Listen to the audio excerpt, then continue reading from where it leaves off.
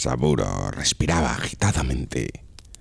Llevaba corriendo desde el ocaso cuando esos salvajes atacaron. Para él, sentir deseos de huir era normal. Después de todo, era un Ashigaru, un campesino, un peón de la leva. Ellos convivían con el miedo cada día de sus vidas. Era un compañero, un vecino más.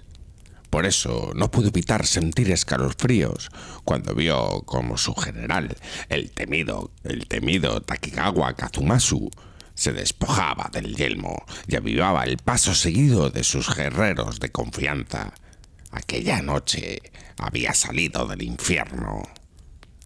El joven campesino había sido reclutado en su tierra natal, el dominio de Owari, tierras gobernadas por el excéntrico Oda Nobunaga, aquel al que amigos y enemigos conocían como el Rey Demonio. El hijo de este, el arrogante Nobukatsu, había reunido un numeroso ejército con intención de pacificar la remota provincia de Iga, una tierra agreste y rodeada de montañas en las que unos pocos rebeldes habían formado una federación y rechazaban el orden natural de las cosas. Proclamaban a cualquiera que les escuchase que ellos eran sus propios señores y habían dado cobijo a enemigos del clan Oda. Según los últimos informes, habían logrado dar muerte al gobernador, una afrenta intolerable. Nobukatsu había puesto al frente de semejante hueste a Kazumasu, un general veterano y de probado valor. Había sido él quien se había encargado de instruir al joven señor en el arte de la guerra. Era un contingente apto para una marcha rápida. Soldados de a pie, sin apenas caballería y sin armas de fuego. Saburo recordaba haber dejado atrás su pueblo con un nudo en la garganta. Los aguerridos soldados de Owari hablaban de la calma en Iga, como quien se refiere a una partida de caza. Ignoraban que cada paso les acercaba un poco más a su perdición. La marcha fue lenta y penosa. Se dirigían al interior del dominio, al alfoz de la fortaleza de Maruyama. Allí tenía pensado asentarse el viejo general para evaluar la situación desde una posición de fuerza. Eso para la tropa se tradujo en una marcha agotadora a través de los estrechos pasos de montaña. Cañones rocosos en los que una cabra tendría apuros para mantenerse en pie, y ni los mismísimos kami osaban adentrarse. Una noche, dejados atrás ya aquellos penosos andurriales, el joven Ashigaru vio algo inquietante entre los árboles. Él y 4 camaradas vivaqueaban junto al bosquecillo, libres de labores de guardia y abastecimiento. Cuando sintió que alguien le observaba, se giró alarmado, echando mano a su espada corta, solo para descubrir los árboles tras de sí y las desdeñosas risotadas de sus compañeros. «Saburo se asusta como un zagal», se mofaron de él. Se fueron a dormir entre carcajadas y el amanecer los encontró de nuevo en los caminos. Los generales tenían prisa y por las columnas corría el rumor de que las compañías de forrajeros encargadas de conseguir leña y bastimentos para el ejército no habían regresado. Los soldados empezaban a hablar de emboscadas y los sargentos reprimían con dureza cualquier habladuría. El gran Kazumasa no toleraba derrotista en sus filas. Aquellos días los 4 amigos del joven Saburo no se rieron de sus temores. Ellos mismos habían empezado a desconfiar de las sombras e iban por parejas a cualquier parte, incluso a las letrinas. Los días fueron pasando, y así, con un peso en el corazón y una nube negra sobre el alma de todo el ejército, la hueste del clan Oda llegó por fin a la imponente fortaleza Maruyama. Hacía calor. Incluso allí en las montañas, los grillos emitían su característico sonido. Saburo paseaba indolentemente por la sección de muralla que le tocaba defender aquella noche. Sobre él las estrellas abarrotaban el firmamento. Parecía haber más que de costumbre. tantas como cuando se tendía sobre un saco con sus hermanos mirando el infinito y contando historias, en las noches en las que el calor era insoportable dentro de casa. Pensaba en el hogar por primera vez después de muchos días. Hasta aquel momento no había habido un instante de sosiego. El clima de tensión que había reinado durante el viaje desapareció al llegar a la fortaleza. Pero, por desgracia, fue reemplazado por una actividad febril. Según parecía, la anterior guarnición había dejado que todo se fuera estropeando poco a poco, sin molestarse en repararlo debidamente, y como se decía que los campesinos colaboraban con los rebeldes, esas tareas habían recaído en los soldados. Solo los encargados de la guarnición nocturna estaban exentos de tales labores. Por una vez, pasar la noche abrazado a una pica como un pasmarote tenía sus ventajas. Había luna nueva, y solo las antorchas dispuestas a cada pocos pasos permitían al joven ver por dónde pisaba. El golpeteo de la pica de su amigo Yosío, unos metros por delante, era el único contrapunto al causado por la suya. Eso, y los malditos grillos. Aquella noche parecían estar de fiesta. Se detuvo al llegar al borde de su zona, a 3 saeteras de donde había comenzado. Dio un recio golpe con la contera y giró sobre los talones para volver sobre sus pasos, sonriendo al oír cómo su camarada hacía lo mismo. Cuando realizaba la enésima repetición, se extrañó de no recibir réplica alguna y avanzó un par de pasos dentro de la zona de su compañero. Le encontró tumbado contra la muralla, la lanza entre los brazos en una pose que imitaba el sueño a la perfección, de no ser por el pegajoso charco de sangre que le rodeaba y el tajo de un palmo de largo que le recorría el cuello. «Yosío», le llamó el joven. «¿Qué habrá pasado? ¿Es un ataque?» Como respondiendo a sus preguntas, una lengua de fuego iluminó la oscura noche y los tambores de alarma empezaron a tocar, haciendo que la tierra temblase. Alguien se había infiltrado en el castillo y había prendido fuego a la torre del homenaje. Los terribles Igasú, los mejores guerreros de entre aquellos rebeldes, atacaban la fortaleza. Aparecían aquí y allá como sombras demoníacas, llevando la muerte consigo. Rostros desfigurados por los zarpazos, cabezas cortadas y flechas llameantes surcaban el cielo como presagios de muerte. Saburo corrió al patio, presa del pánico. Allí unos pocos samuráis se habían hecho fuertes y trataban de distribuir a los Ashigaru por los anillos defensivos de la mejor forma posible. Los peones atendían a sus órdenes, aterrados, y las puntas de las picas temblaban más de lo habitual entre las manos perladas de sudor. La lucha era encarnizada, pues el enemigo empleaba ingenios, fuego y metralla, extrañas bolas que causaban chispas cegadoras y escupían abrojos.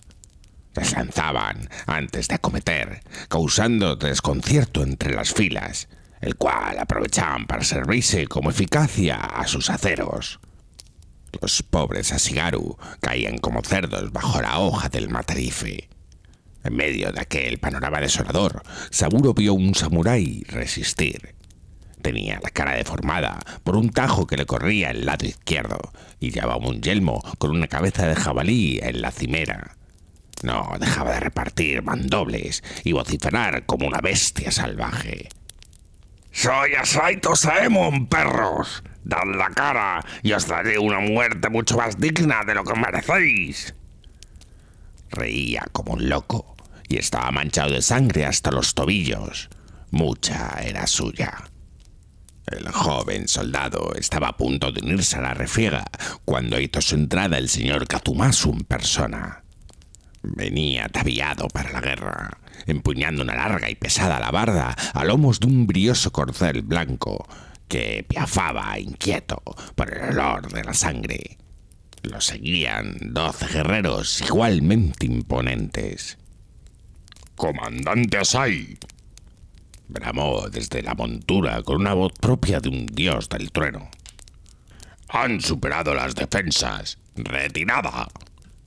Al oír aquellos, uno de los escoltas montados echó mano de una gran caracola que traía colgada al cuello y sopló por ella, emitiendo una larga y fúnebre nota. Aquello significaba que todo aquel que oyera debía retirarse y seguir el pendón del general. Saburo hizo lo que sus piernas le rogaban desde hace mucho tiempo y echó a correr como un gamo siguiendo los pasos de Kazumasu y su escolta.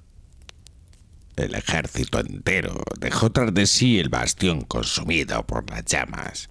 Se retiraban como lo hacen aquellos que huyen presa del pánico, pues las sombras lo acechaban. Habían llegado como cazadores y de repente se habían convertido en presas.